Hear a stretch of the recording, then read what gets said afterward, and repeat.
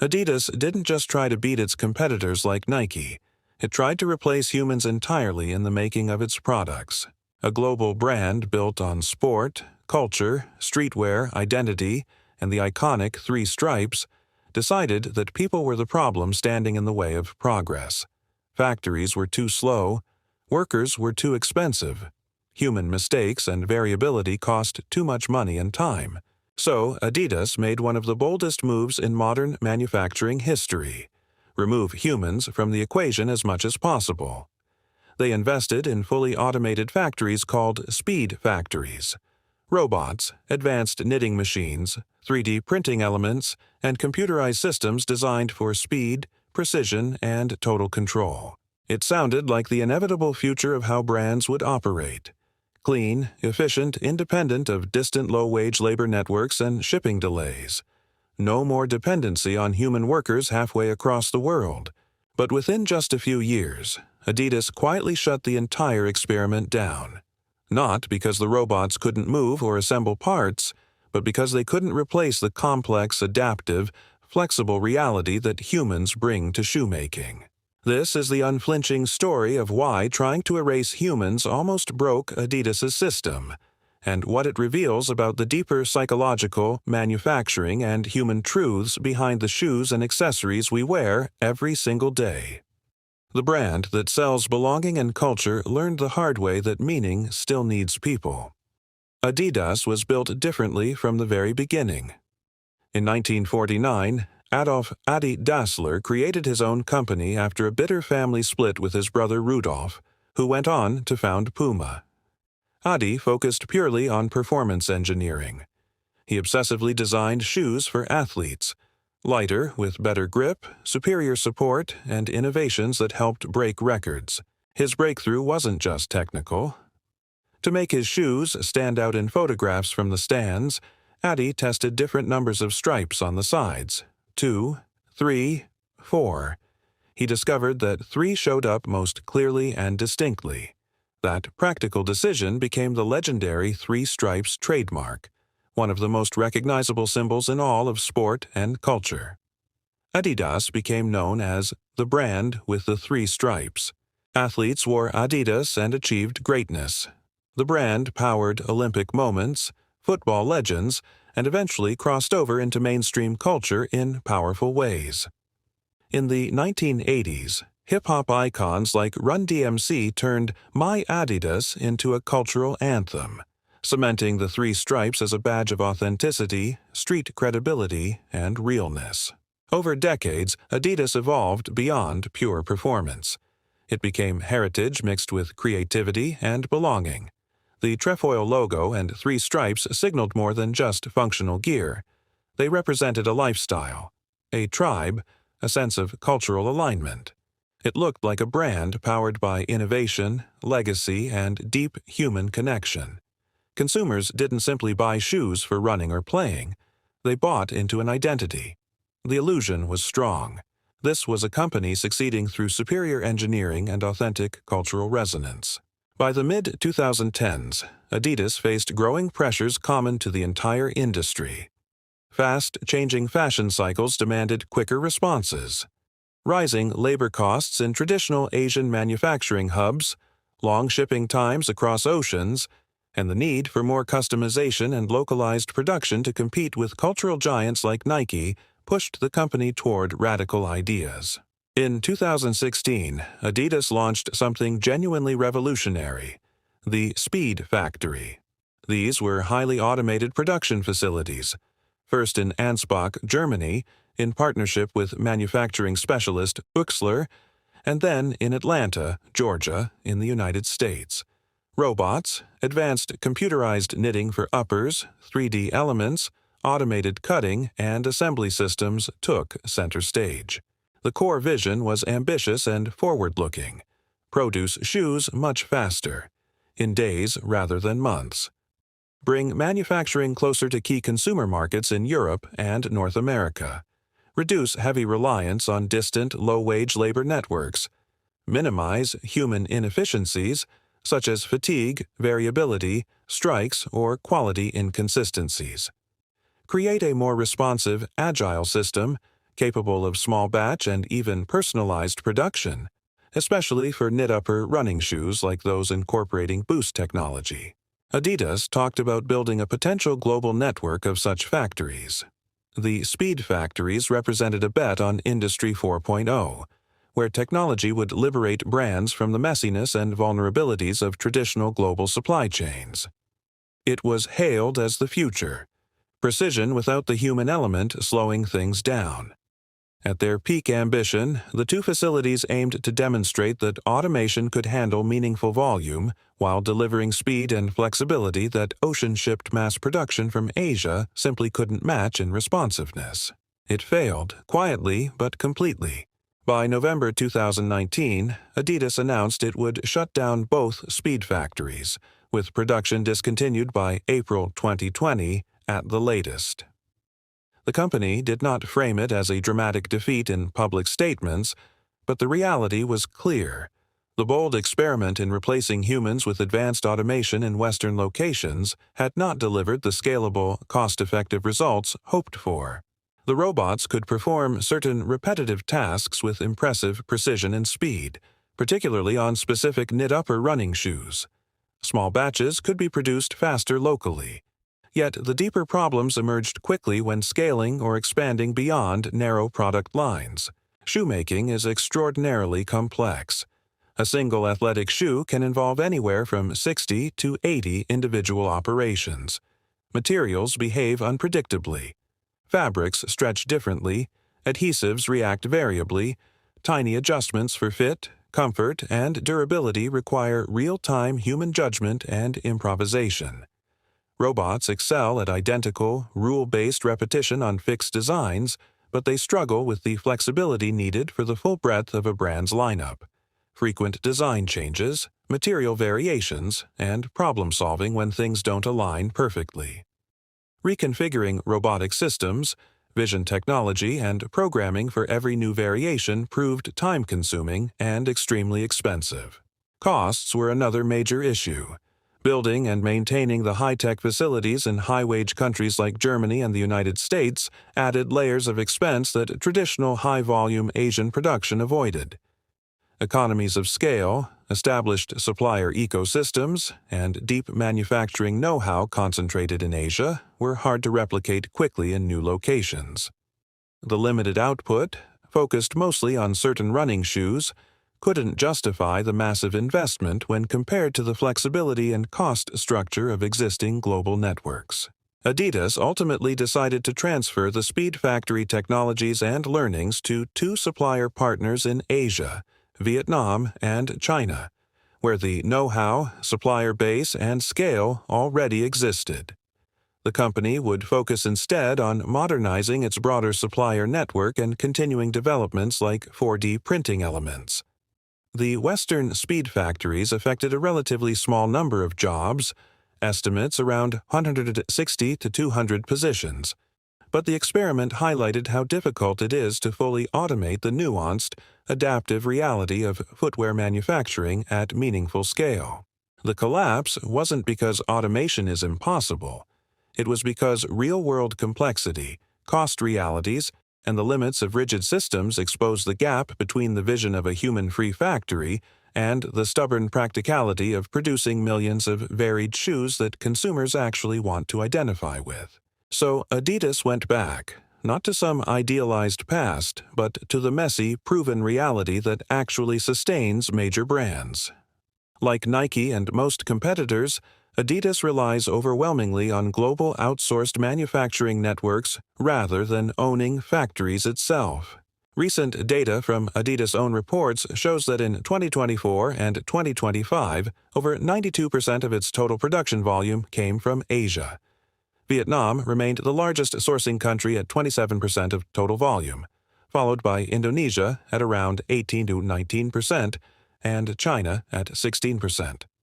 For footwear specifically, the concentrations are even sharper in some years, with Vietnam contributing a significant share, around 39% of footwear output in recent figures, Indonesia following closely, and China playing a key role in certain categories. The largest single factory might account for only 5 to 6% of total volume. illustrating a diversified but still heavily Asia-dependent supplier base. The Speedfactory failure reinforced a core truth of brand survival in this industry. Manufacturing reality is incredibly stubborn and resistant to simple technological replacement.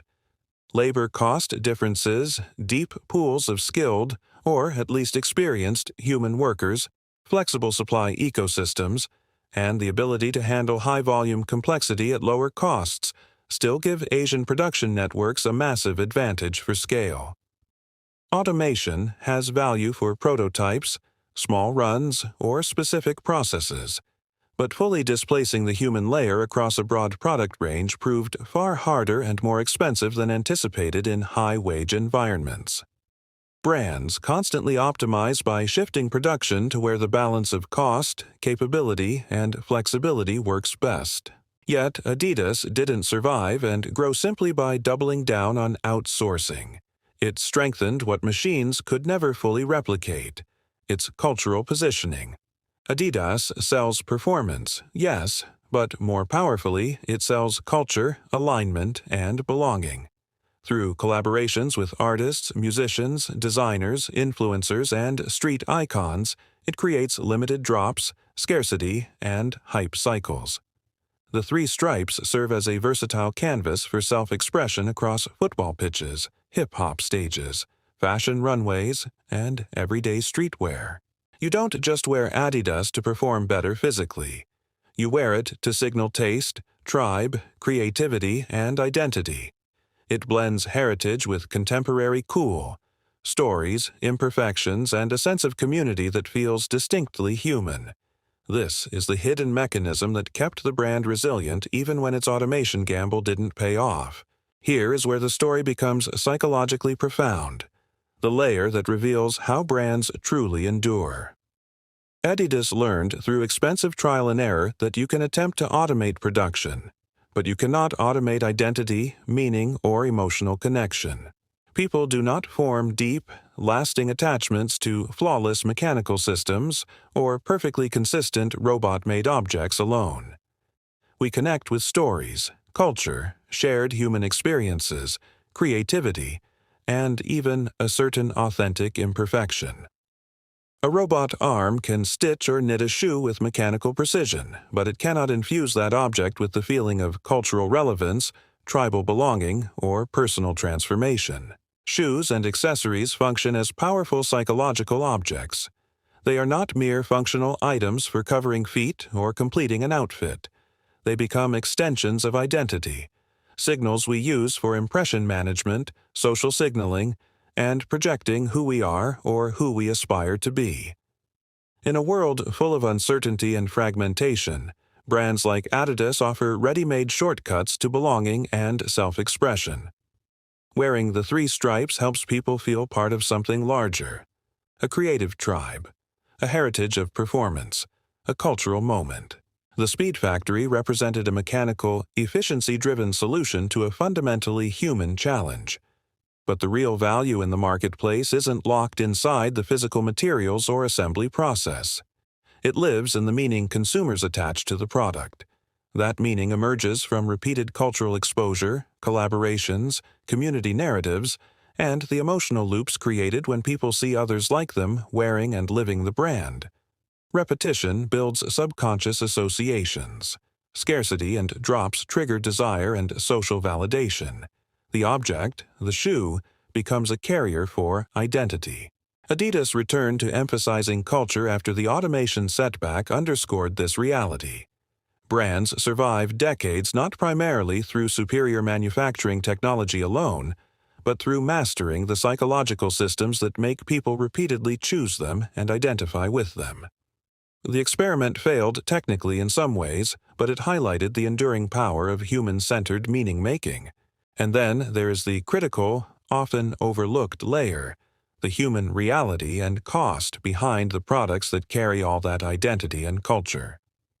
While Adidas experimented with robots in Germany and the United States, the overwhelming majority of its shoes continued to be, and still are, assembled by hundreds of thousands of workers in Asia, particularly in Vietnam, Indonesia, and China. These contract factory workers perform the complex, adaptive, hands-on tasks that the Speedfactories struggled to fully replicate at scale. Material handling, quality checks requiring judgment, real-time problem-solving, and the flexibility to adjust under tight deadlines and changing designs. They operate in large facilities where repetitive labor meets the demands of global brands chasing efficiency and responsiveness.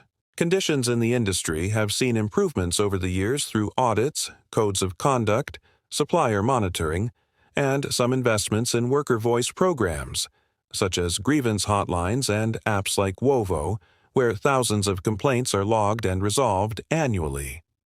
Adidas publishes supplier lists and engages with initiatives around labor standards. Yet persistent challenges remain well documented in various reports. Issues around wages, often near local minimums that may not constitute a full living wage in context, excessive overtime pressures, repetitive strain, heat and facility conditions in some sites, and occasional disputes over union rights, severance or pandemic-related impacts like wage theft allegations in places such as Cambodia supply chains. Independent unions and advocacy groups have raised concerns over the years about freedom of association, severance payments in factory closures or disruptions, and ensuring remedy for workers. Brands like Adidas emphasize leverage through partnerships and modernization, but the core economic model, outsourcing to where labor costs allow competitive pricing while maintaining margins, means the workers who physically create the cultural objects rarely share proportionally in the brand's identity profits or the emotional value sold to consumers upstream. The irony of the Speedfactory story is sharp. Adidas sought to escape labor issues and dependencies by automating in high-wage Western locations, only to discover that the experienced, flexible human networks and cost structures in Asia remained irreplaceable for the volumes and variety required. The hands that assemble your three-stripe sneakers or limited drop collaborations make the psychological objects possible. Their daily reality, long shifts, adaptation under pressure, economic trade-offs, funds the dream and identity that consumers adopt when they lace up and step into the cultural narrative. This is the human layer that no robot has yet fully replaced, and perhaps never entirely will. Adidas didn't ultimately fail because technology itself is flawed or because automation has no place. It faced reality because it underestimated the depth and stubbornness of the full system that makes brands survive and thrive. The product is never just the shoe. The real product is the meaning, the identity, the sense of belonging and cultural alignment that people attach to what they wear on their feet or carry as accessories. And that meaning, the psychological loops of repetition, social signaling, tribe formation, and self-image, still requires humans at multiple levels, not only to physically build the objects with adaptability and care, but to create the stories, feel the culture, collaborate creatively, and believe in the shared experience that turns a commodity into something we identify with. Brands like Adidas endure by balancing manufacturing realities.